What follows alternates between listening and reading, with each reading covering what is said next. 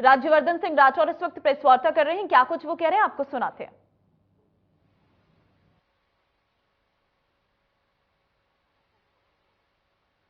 चाल इस सरकार की खराब है, लेकिन चेहरा बदनाम राजस्थान का हो रहा है पूरे देश भर में। यह अत्यंत दुख की बात है। मेवाड़ में एक बच्ची से रेप होता है, उसके टुकड़े टुकड़े कर दिए जाते हैं। मारवाड़ में एक मां के साथ रेप होता है, उसके ऊपर थिनर डालकर उसके आग लगा दी जाती है। लोगों में गुस्सा है, भय है, लेकिन अपराधियों में कोई भय नहीं है, क्योंकि वे जानते हैं कि ये सरकार, राजस्थान की राज्य सरकार, अपने आकाओं की सुरक्षा को प्राथमिकता देती है। ये अपने आकाओं की सुरक्षा में पूरी तरह से व्यस्त है। ये पोस्टर लगाने में व्यस्त है, अपने आकाओं की सुरक्षा के लिए पोस्टर लगा रही है, जगह जगह जा रही है, अलग अलग कोर्ट में पेश हो रही है ये सरकार। लेकिन राजस्थान की महिलाओं के लिए, राजस्थान की जनता के लिए ये सरकार कतई खड़ी नहीं है। इनके आकाओं ने भी स्पष्ट कर दिया है कि जो बचे कुचे वोट जो हैं वो तभी आएंगे जब आप बहुसंख्यकों को, अगर उनकी शिकायत होती है तो कह दीजिए, निंदा कर दीजिए, कोई बहाना लगा दीजिए, लेकिन कोई एक्शन मत करिए। और अगर बहुसंख्यक सीधे जवाब देना शुरू करे तो तुरंत उसके ऊपर केस ठोक दीजिए। बहुसंख्यक अगर जवाब दे तो उसके ऊपर धारा 144 लगा दीजिए। और बातें बड़ी बड़ी होती हैं, जहां पर भी आप देखते हैं किस तरह से पत्थरबाजी हो रही है हर जगह, लेकिन उसके जवाब तुरंत दे देते हैं कि भारतीय जनता पार्टी जिम्मेदार है इसके लिए, कोई और संगठन इसके लिए जिम्मेदार है। महिलाओं की सुरक्षा के लिए कौन जिम्मेदार है? और जो 24 घंटे तक इनका एक ढोंग और आपके सामने एक्सपोज हुआ, जो ये ढोल पीट रहे थे इतने लंबे समय से कि हम तुरंत एफआईआर कर देते हैं, जहां देखा कि कोई विशेष समुदाय का व्यक्ति है तो तुरंत रोको, इसको दबाओ, इस केस को दबाओ। 24 घंटे तक केस को दबाने की कोशिश करी गई। इतने संवेदनशील केस के अंदर भी 2 दिन तक एफएसएल की टीम वहां पे नहीं पहुंची, फॉरेंसिक साइंस की टीम वहां तक नहीं पहुंची, पीड़ित को रेफर नहीं करा गया, सबूत इकट्ठे नहीं करे गए। ये तो जनता का, मीडिया का दबाव था। उसके बाद जाकर यह केस आगे बढ़ा, व्यक्ति गिरफ्तार हो गया, लेकिन आगे अभी फॉरेंसिक की रिपोर्ट अगर सही नहीं होगी तो वो छूट भी सकता है।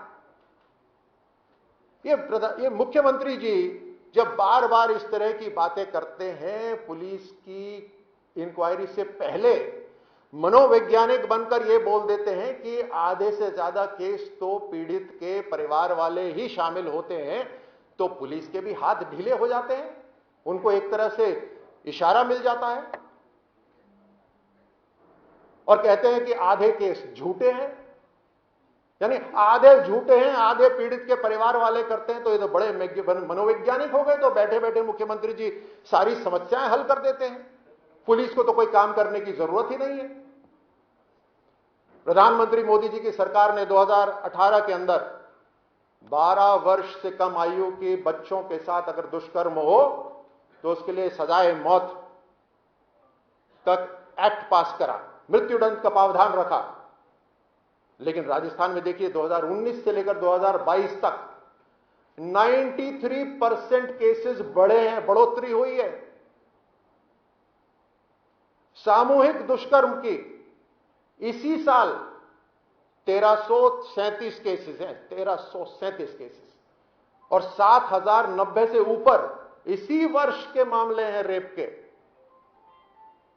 18 वर्ष से अधिक में तो 163% बढ़ोतरी हुई है। अगर टोटल केसेस लगाए जाएं 2019 से लेकर अभी तक तो 18,380 रेप केसेस हर रोज 109 महिलाओं के साथ या तो अपहरण होता है, या छेड़छाड़, दरिंदगी होती है, रेप होती है, या हत्या होती है। और पुलिस और प्रशासन बिल्कुल इनके इशारों पे, कांग्रेस सरकार के इशारों पे चल रहा है। खास वर्ग के ऊपर कोई एक्शन नहीं लिया जाना, इस तरह की बातें चल रही हैं।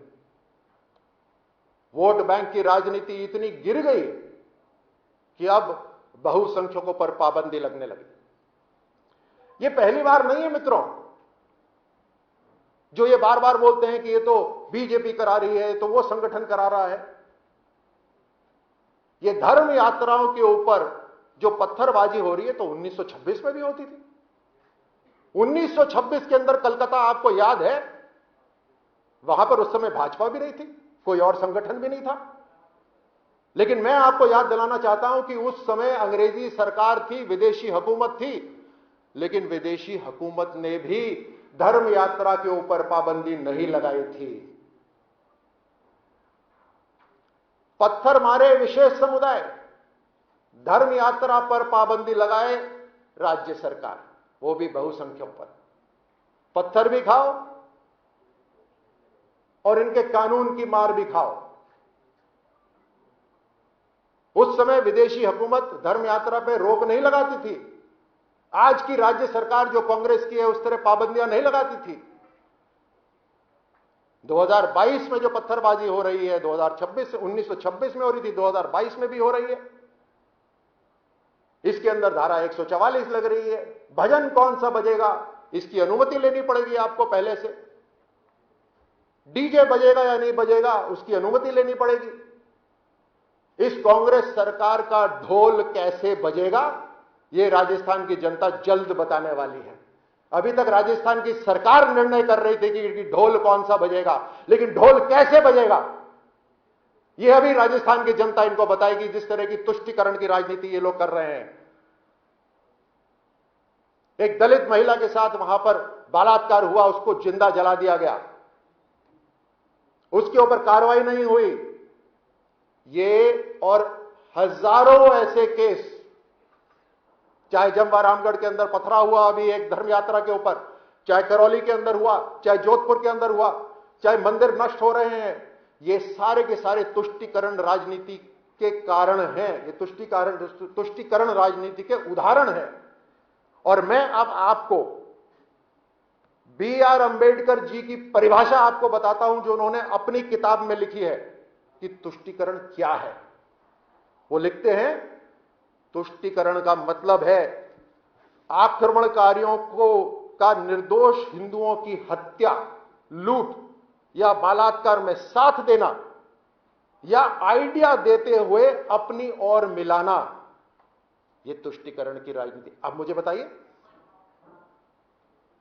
ये साथ इनका समर्थन, अलगाववादियों का समर्थन राजस्थान में कौन दे रहा है? राजस्थान की सरकार दे रही है। निर्दोष हिंदुओं की लूट हो रही है, उनकी हत्या, उनके साथ बलात्कार हो रहा है, उसके ऊपर कोई एक्शन नहीं कर रहा। कौन नहीं कर रहा? राजस्थान की कांग्रेस सरकार नहीं कर रही। और यह परिभाषा मित्रों मेरी नहीं है, the partition of India, B.R. Ambedkar,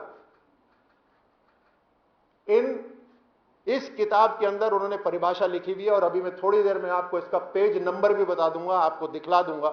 आप चाहें तो मैं इसमें से पढ़कर अंग्रेजी में भी सुना दूंगा, लेकिन हिंदी में उसका सीधा सरल, तुष्टीकरण का मतलब है आक्रमणकारियों का निर्दोष हिंदुओं की हत्या, लूट या बलात्कार में साथ देना।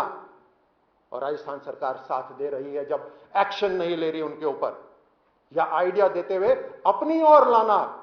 अपनी ओर किस लिए लाना? क्योंकि चुनाव सर पर है और चंद जो वोट इनको मिलते हैं केवल यहीं से मिलते हैं। लेकिन भारतीय जनता पार्टी पूरी तरह से सबका साथ, सबका विकास, सबका विश्वास, सबका प्रयास में विश्वास रखती है, रखती रहेगी। हम भारतीय जनता पार्टी अपने पथ से, अपने रास्ते से इस देश को सबसे मजबूत राष्ट्र बनाने के लिए हर एक भारतवासी का साथ जोड़ने में कतई पीछे नहीं हटेंगे। और जो गुनहगार होगा उसे कानूनी कार्रवाई से सजा मिलेगी। हमारा आज फिर आग्रह है आपके साथ, हमने अनेकों प्रेस कॉन्फ्रेंस करी है और हर बार यही मुद्दा होता है इसी तरह का। आज आपके सामने मैं फिर आग्रह करता हूं भारतीय जनता पार्टी की तरफ से कि कांग्रेस सरकार राजस्थान की जगह और जगकर बिना भेदभाव करे, सबको बराबर मानते हुए तुरंत पुलिस को छूट दे कार्रवाई करने की। और साथ साथ इस परिवार को, जैसे भारतीय जनता पार्टी ने डिमांड रखी है, इनको एक नौकरी मिलनी चाहिए परिवार वालों को, और इनको आर्थिक सहायता मिलनी चाहिए। लेकिन ये नौकरी और आर्थिक सहायता कांग्रेस सरकार की नाकामी, निकम्मीपन को पूरा नहीं करते। ये तो उस परिवार को थोड़ा सा संबल देने के लिए। लेकिन हमारा जो ये पूरा विवरण जो आपको दिया है, किस तरह से राजस्थान में तुष्टीकरण की राजनीति हो रही है, किस तरह से समुदाय, विशेष समुदाय को ध्यान में रखते हुए कानून बनाए जाते हैं, यहां आंख बंद कर ली जाती है, कानून अपनी आंख बंद कर लेता है, हाथ पीछे कर लेता है। यह ऊपर से इशारा होने पर ही संभव है और कतई संभव नहीं है। ये अनिता जी, आपके पास बात है अनिता जी का।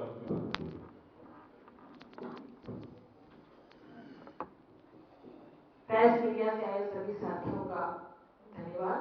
हमारे राज्यवर्धन सिंह जी ने अभी एक घटना को लेकर के किस तरह से पूरे प्रदेश के हालात है वो आपसे बयां किए हैं।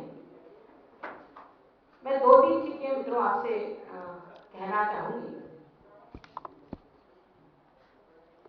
सामाजिक समरसता को लेकर के जब हम बात करते हैं और जब प्रदेश में इस प्रकार की घटनाओं का जिक्र आता है, तो जब से कांग्रेस की सरकार बनी है तब से लेकर के आज तक जिस तरह के हालात इस प्रदेश में बने हैं, बहुत सारी घटनाओं का उल्लेख नहीं करती हूँ, परंतु इतना जरूर कहना चाहूंगी कि जिस प्रदेश में महिलाएं सुरक्षित ना हो, वो प्रदेश कैसे विकास कर सकता है, कैसे आगे बढ़ सकता है। धार्मिक तुष्टीकरण की पराकाष्ठा इस सरकार ने लांघ ली है। धार्मिक तुष्टीकरण, वंशवाद और परिवारवाद के कारण जो प्रदेश के हालात बने बहुत अति गंभीर है। अभी कुछ